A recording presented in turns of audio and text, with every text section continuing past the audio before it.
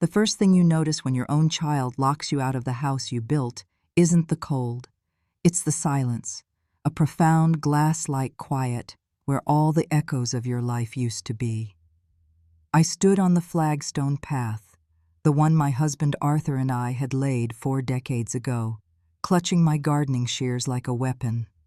My reflection stared back from the polished glass of the front door, a ghost haunting her own porch. Faintly, through the insulated panes, I could hear music. Not my music, not the familiar crackle of the old radio, but something sterile and ambient, the kind of sound designed to fill a void. It was the sound of my erasure, and it had been playing softly for months. It began the day my son, Julian, and his wife, Serafina, moved in. Their arrival was supposed to be a comfort. After Arthur passed, the old house in Oak Haven, Oregon felt cavernous, its rooms filled with a silence that ached. Julian had suggested it himself. "We can take care of you, Mom. We'll be a family again." It sounded so simple, so right, but the air in the house shifted from the moment their boxes crossed the threshold. It was a subtle change at first, like a drop in barometric pressure before a storm. I told myself it was just the rustle of new beginnings, the sound of a house learning to breathe with more people inside it. For nearly 40 years, that colonial-style home on Cedar Lane held the entire encyclopedia of my life. Arthur and I had framed it with laughter and sawdust. We raised Julian within its walls, measuring his height in pencil marks on the kitchen doorframe. We planted the towering oak tree in the backyard from a mere sapling. Every scratch on the hardwood floors, every chip in the porcelain sink was a footnote to a memory. But when Serafina came, with her talk of clean lines and intentional living, the vibrant, chaotic history of our home began to be systematically muted, painted over in shades of beige and whisper gray. It started with small things, the kind you dismiss to keep the peace. My worn, beloved radio, its dial permanently tuned to the classical station, vanished from the kitchen counter. In its place appeared a sleek black cylinder that responded to voice commands. "It streamlines the auditory environment, Ilara," Serafina had explained, her voice as smooth and cool as river stones. I'd smiled, feigning understanding, though I couldn't comprehend what was so chaotic about Bach. Then my floral chintz curtains, sun-faded and soft, were replaced. The pattern, she'd murmured, was visually aggressive and disrupted the serene flow she envisioned for the open-concept living space. I said nothing. I told myself that this was the currency of cohabitation, a small tax on having family near. The room shuffling came next. With practiced gentleness, Serafina suggested I move my belongings to the smaller bedroom at the back of the house. The larger guest suite, with its ensuite bath and better light, would be a much more functional home office for her. "It's just temporary, of course," she'd assured me, her smile never quite reaching her eyes, "until we get everything settled." Her promises of temporary were starting to feel unnervingly permanent. A few weeks later, my favorite recliner, the one Arthur and I had bought together, was exiled to the garage. She replaced it with a stiff architectural chair that looked like it was designed to punish anyone who dared to relax. "The old one clashed with the new aesthetic," she'd said simply. I told myself it was just a chair. A chair was just a chair. But the polite fictions I'd been telling myself shattered one evening as we prepared dinner. Serafina turned to Julian, her voice a soft melody that carried a sharp undertone. "Darling, the water rings on the counter are back." Then she glanced at me, her gaze lingering for a beat too long. "Perhaps," she added, her voice dropping to a conspiratorial whisper that was meant to be overheard, "it's time we considered a living arrangement more aligned with her energy.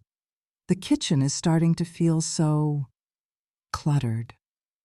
I stood frozen, a bowl of salad in my hands, a bitter laugh caught in my throat. Julian said nothing. He just kept methodically filling glasses with ice, his eyes fixed on the task as if it contained the secrets of the universe.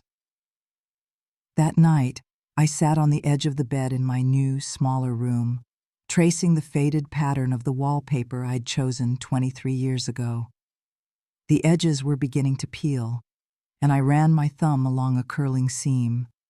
It felt as if something inside me was peeling away, too. Deep down, in a place I was afraid to look, I knew. I wasn't being accommodated.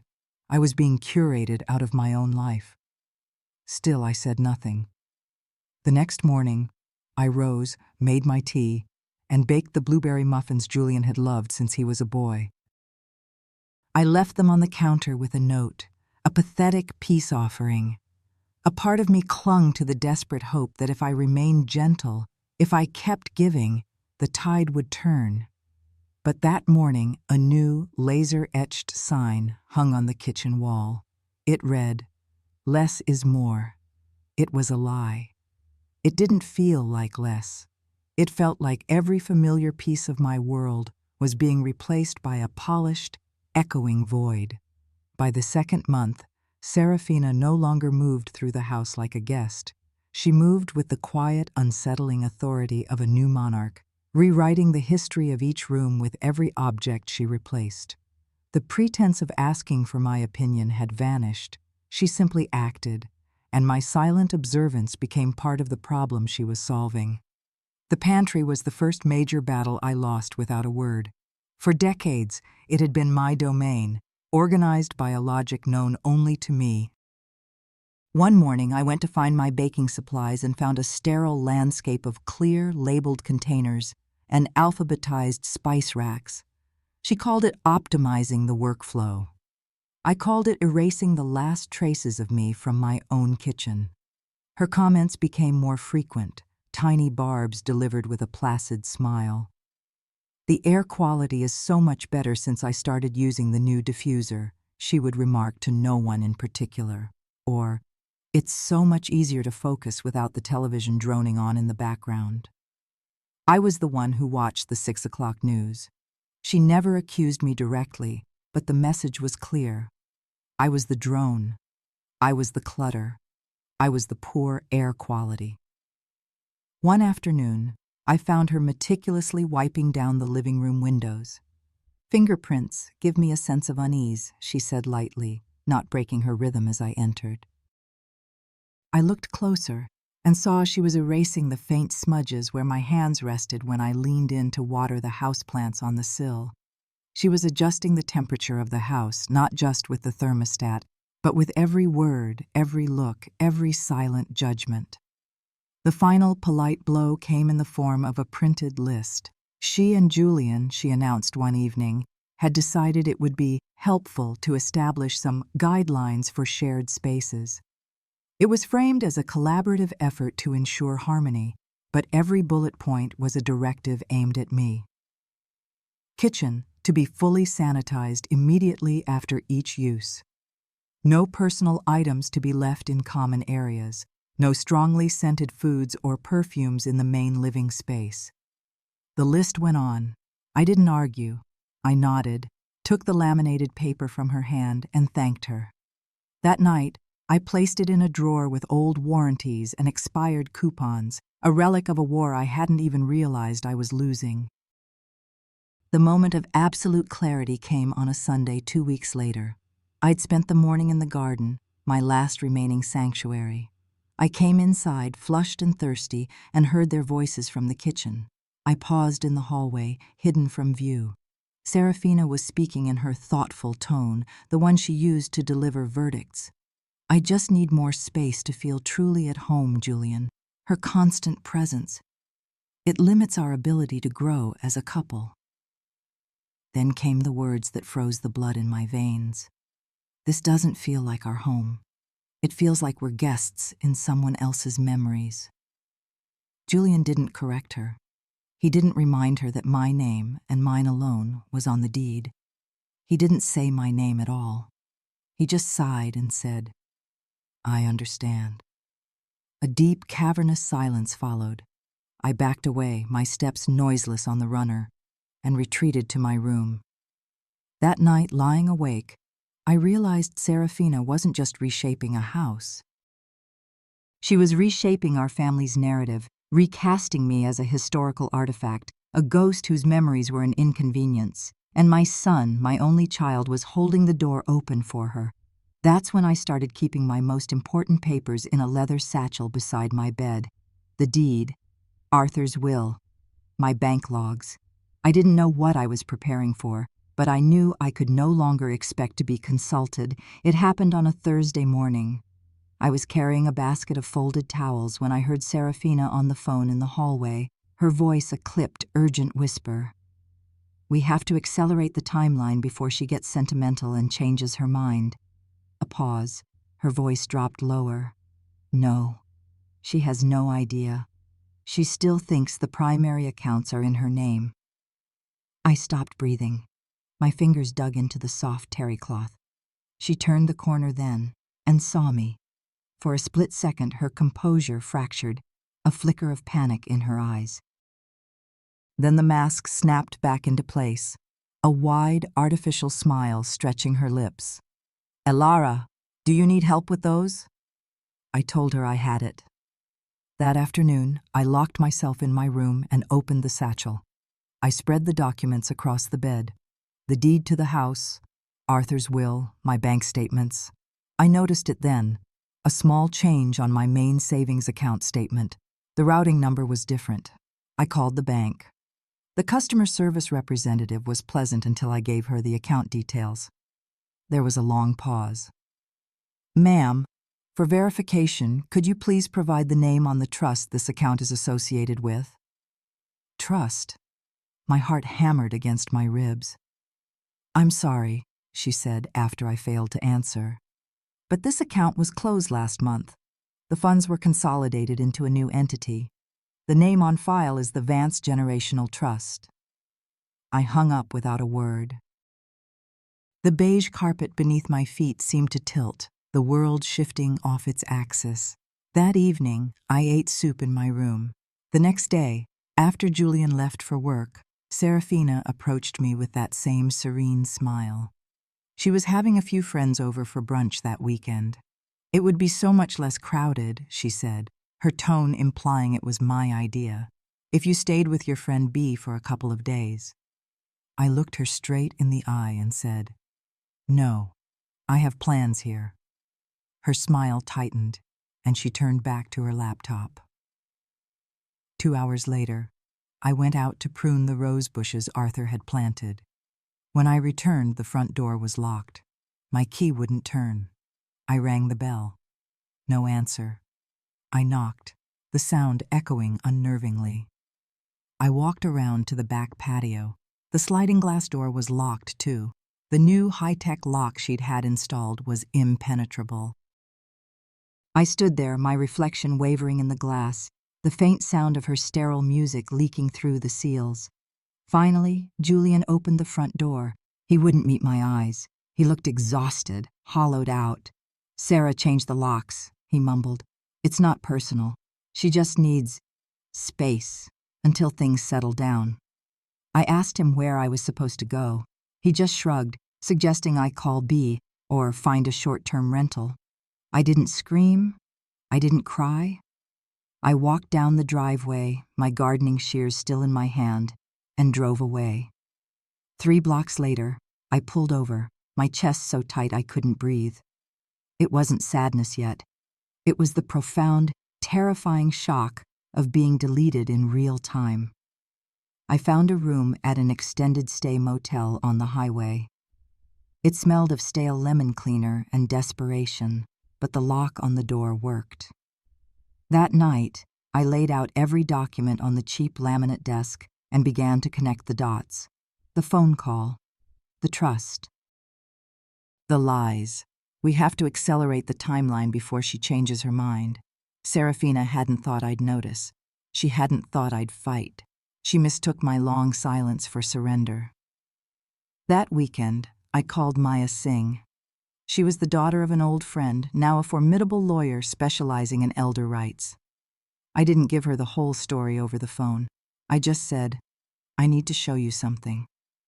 When she arrived, she listened without interruption, her expression unreadable as I walked her through every quiet humiliation, every subtle act of displacement, culminating in the forged trust. When I finished, she leaned back and let out a long, slow breath. "Elara," she said, her voice firm, "this wasn't a misunderstanding.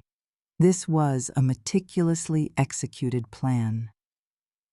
In that moment, I knew I wasn't just confused or overly sensitive. The gaslighting had ended. They weren't waiting for me to leave. They were ensuring I could never come back.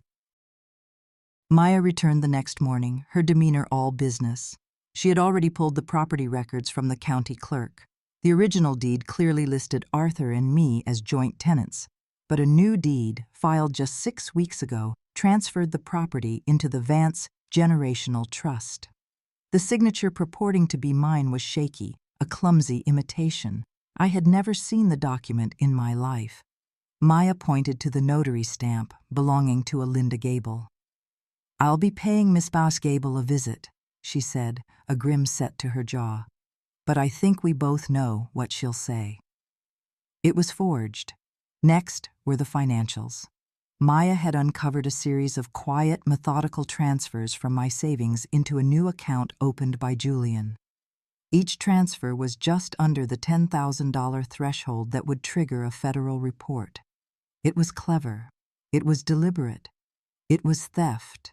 My own son. Not just a passive bystander, but the architect of my financial ruin.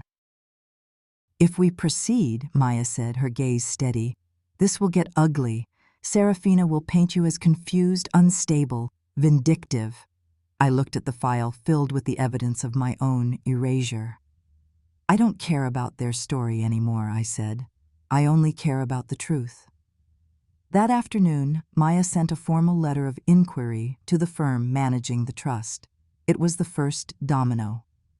2 days later, while sorting through old boxes I'd managed to retrieve from the garage, I found a handwritten ledger from Arthur, penned just before his last surgery. At the bottom of a list of assets, he had written, "If anything happens, Elara keeps the house.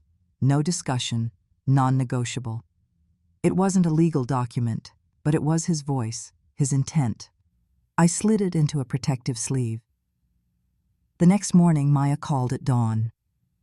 The notary, Linda Gable, had crumbled under 5 minutes of questioning. She admitted Serafina had brought the document in pre-signed, claiming I was too frail to come in person. Linda had hesitated but stamped it anyway. It was enough.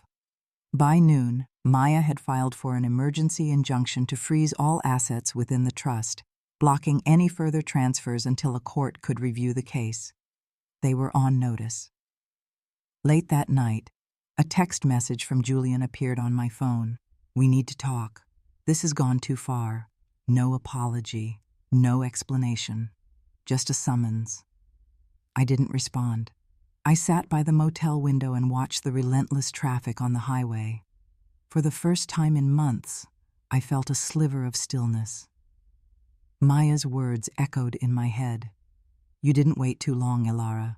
You waited just long enough to see exactly who they are." And I finally understood. Sometimes the children you raise grow into strangers, and sometimes those strangers wear the face of the boy you once held in your arms. The fight wasn't over. It had just begun. The court date was set for 3 weeks out. In that strange suspended period, I settled into a routine at the motel. I wasn't hiding. I was marshaling my strength. Maya moved with surgical precision, compiling a fortress of evidence.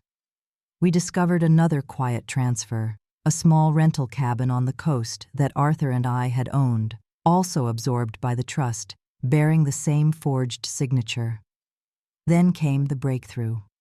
Maya obtained surveillance footage from an ATM. It showed Julian, his face obscured by a hoodie but unmistakably him, withdrawing cash from the trust account he had claimed was managed solely by Serafina. It was concrete proof of his active participation. Staring at the grainy image of my son, I felt a deep, hollow ache. The lie was one thing. The ease with which he lived, it was another. Maya told me we had enough not just to win, but to have the trust declared void. But this is the point of no return, she warned. This will be a public war. I gave her a single, firm nod. 2 days before the hearing, I drove by the house on Cedar Lane. The roses were overgrown. A porch light was burned out. Through the window, I could see Serafina directing movers, shifting boxes. They were digging in, erasing me further. I didn't stop. I drove away, wrapped in a silence that felt like armor. The morning of the hearing, I wore the same pale blue suit I had worn to Arthur's retirement party, the last time our family had felt whole. The courtroom was small and stark. Serafina sat with her lawyer, her posture rigid, her jaw tight. Julian arrived late, looking thin and haunted. He never once looked at me. Maya presented our case with controlled, irrefutable clarity.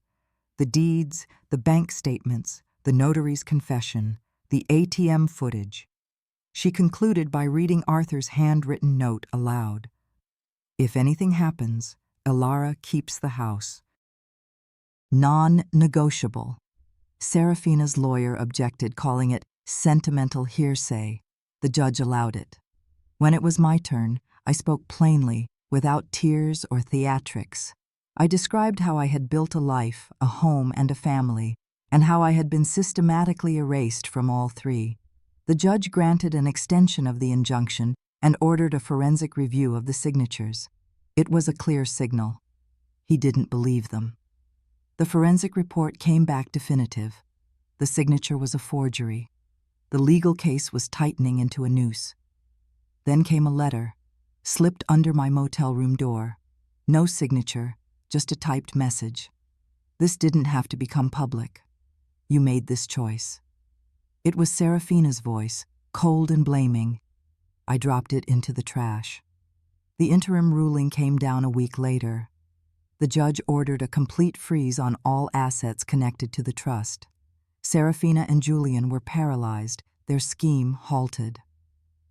That night, a small thought bloomed in my mind. Yet I didn't want revenge. I didn't even want an apology. I wanted to walk forward without shrinking. I wanted to know that the next chapter of my life would be written in my own hand. By the second hearing, Owen and Haley had hired a new, more aggressive lawyer. They filed motions claiming I was mentally unfit, that they had acted only to protect me from my own confusion. It was desperate. Julian wasn't in court this time. He sent a written statement, a cowardly document that painted me as emotional and him as a dutiful son, forced to make difficult choices. Haley sat alone, her composure cracking under the judge's direct questioning. When he asked her point blank who had signed the deed transfer, she faltered, claiming she wasn't sure, and had assumed Julian handled the details. The judge leaned back, his expression unreadable, and called a recess. When he returned, his ruling was swift and decisive. The deed transfer was declared invalid due to fraud and forgery. The Vance Generational Trust was to be dissolved immediately. The house, the cabin, and all associated assets were to be returned to my sole ownership. He ordered a formal investigation into Julian's financial activities and issued a protective order. It was over. Outside, in the sharp sunlight, I felt a weight lift from my shoulders, a burden I hadn't even realized I was carrying. The lie had lost its footing, and the truth, quiet and unyielding, had taken its place. 3 days later, I stood in the entryway of my house, the key trembling in my hand. I expected to feel triumphant, but a profound sense of alienation washed over me. The walls were painted my color, but the air smelled of Serafina's cloying diffusers. Her signature was everywhere, minimalist art where family photos used to hang, cold metal fixtures, a new portrait of her and Julian on the mantel. Someone had taken an older family photo and simply cropped me out, placing a vase in the empty space where my face had been. That night, I slept in the guest room, unable to face the ghost of what my own bedroom had become. The next morning I found a shoebox tucked away on a bookshelf. Inside were bank notices, loan documents, and a printed copy of my life insurance policy. An amendment had been filed recently, making Julian the sole beneficiary. A note in Serafina's handwriting was clipped to it, detailing the policy's cash value. I called Maya. "Did you sign any changes to your policy, Elara?" she asked, her voice tight. "No," I whispered. We both knew what it meant. They hadn't just been planning to take my home. They had been planning for my death. A voicemail from Julian arrived later that day. He was sorry for how things unfolded. He hoped we could find family harmony again. I deleted it without a second thought. I had fought to reclaim this house, these walls, these memories. But standing in the cold, curated silence, I realized the victory wasn't in returning. The victory was in having the power to leave on my own terms. The next day, I met Maya and filed 2 documents. The first revoked Julian's power of attorney. The second created a new, irrevocable trust. It removed Julian and Serafina from my estate entirely. Instead, I named a local foundation as the successor trustee, a foundation dedicated to providing legal aid and housing for older women who had been displaced by their own families. I didn't want revenge. I wanted to redefine my legacy. I wanted this house, a symbol of my erasure, to become a sanctuary for others. I began to pack, not with sadness, but with purpose. I kept the old rocking chair, the photo of Arthur holding a baby Julian, the things that held real meaning. Everything else, all the cold, sterile objects Serafina had used to overwrite my life, I left for donation. I was letting the house go, not in defeat, but in strength. It wasn't about getting everything back. It was about becoming someone who no longer needed to. I moved into a small cottage overlooking a forest just west of town. For the first time in years, the silence was peaceful. The Rollins Vance Foundation, as it became known, was already making a difference. We placed 2 women in transitional housing within the first 3 months. One sent a note. "Thank you for giving me a space with a locking door." I received a final letter from Julian. He wrote that he finally understood, that the house felt cold and wrong after I left, that he hoped I was doing well. I read it once and put it away. Some wounds don't need to be healed. They just need to be left alone. We acquired an old, derelict motel on the edge of town. Standing in the dusty, dilapidated building, I didn't see decay. I saw possibility. We began renovations, transforming the tired rooms into safe, warm apartments. They called it the Elara House. I never asked for the honor, but I let it be. One evening, a new resident, a quiet woman named Gloria, told me it felt good to be somewhere nobody asked her to shrink. I knew exactly what she meant. For so long, I believed strength meant staying, patient, quiet, loyal. But I learned that true strength is often found in the courage to walk away, to decide that the life ahead of you matters more than the one that was taken.